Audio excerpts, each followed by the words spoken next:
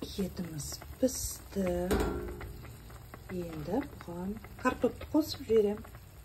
Картопты қосып жібереміз.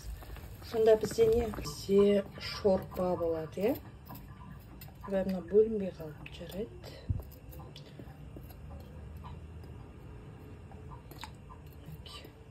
Батып тұр ғой, сорпаланған. Өзіме кепкен зелень ұнайды, сондықтан шамалы және жуа, көк жуа.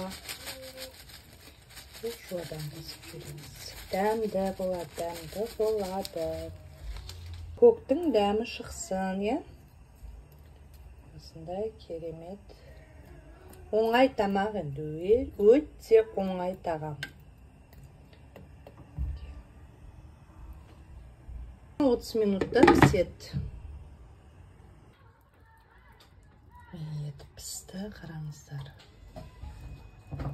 Қабырғасы, қараңыздар.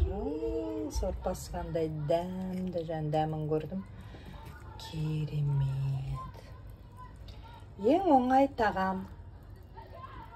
Етті пісіре салдым, үстіне картоп сала салдым. Помидор, бір помидор, бір сәбіз, жарты жуа, бір. Міне осындай тағам шықты. Шорпа ма, бұл не? Қалай ойлайсыздар? Жазыңыздаршы.